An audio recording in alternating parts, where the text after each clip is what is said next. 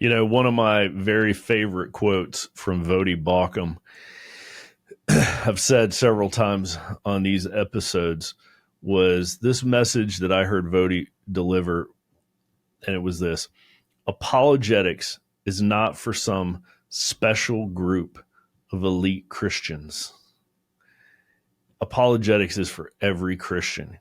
He said, some people think apologetics is like for the special forces of Christians. It's not. And he said this: some people think that apologetics doesn't work, that you can't argue people into Christianity. And Voddie said this: if you think that, then you don't know apologetics and you don't know me. And the first time I heard him say that, it resonated with me because he was putting words to something that I felt. And that is this: apologetics is not about arguing with anybody. It's one of the most misunderstood areas of theology within the Christian church today. So many Christians don't know what apologetics is. So many Christians don't understand apologetics, and it's got this big word, and so they stay away from it and they don't like it. Here's the truth. Apologetics is being able to explain what you believe and why you believe it. That's what apologetics is. It's being able to clearly explain what you believe and give the evidence for why you believe it. Why are you a Christian? Why is it you believe the New Testament is reliable? Why do you believe Jesus rose from the dead? What is your evidence? If you can't answer those questions, you need to do a little reading, brushing up on your apologetics. We shouldn't blindly believe anything. We should be ambassadors, right? Paul tells us to be ambassadors. He tells us that we are ambassadors for Christ. And so we need to decide if we're going to be good ones or bad ones. Because if you're a Christian, you are an ambassador. So that's why apologetics is so important. It's not about arguing people into faith. It has nothing to do with the finer points of internal Christian debates. It's external. It's for evangelism is why apologetics is necessary. So we see the word apologia, the Greek word used in Acts 17. This is when Paul is in Athens. He is standing on what's called the Aeropagus, which is this rock pile in Athens. It's called a rock outcropping. I got to go there a few years ago, me and my wife Carrie, and we walked up on the top of the Aeropagus.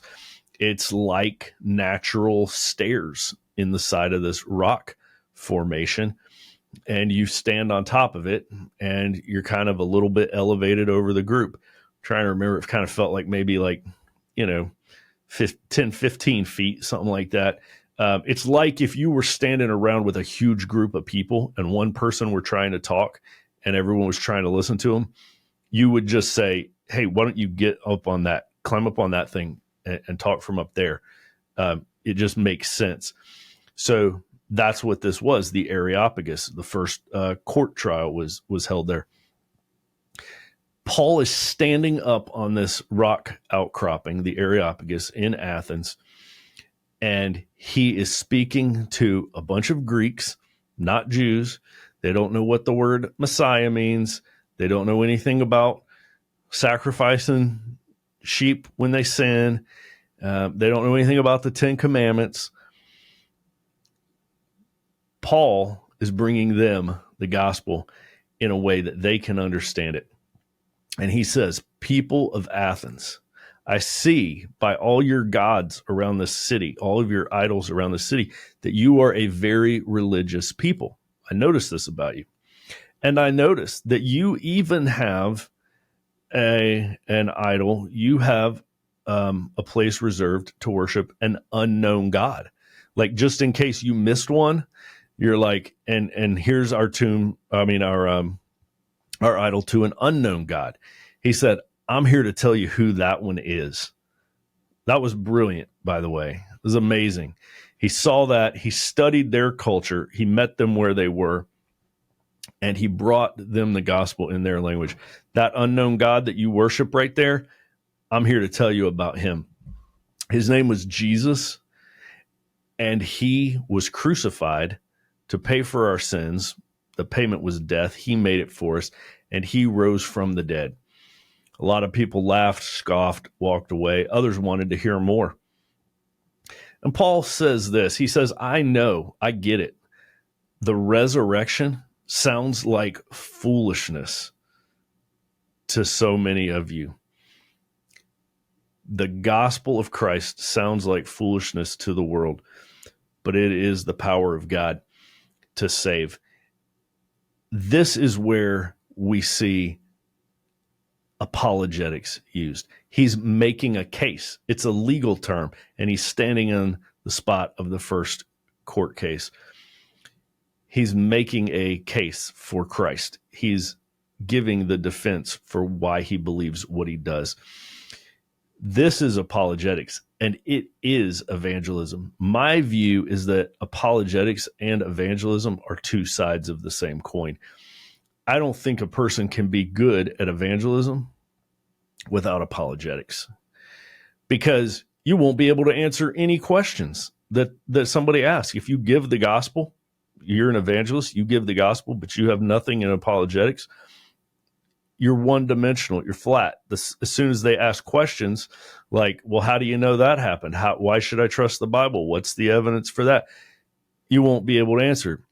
So apologetics gives you the answers to be able to be a better evangelist. But the same thing is true the other direction.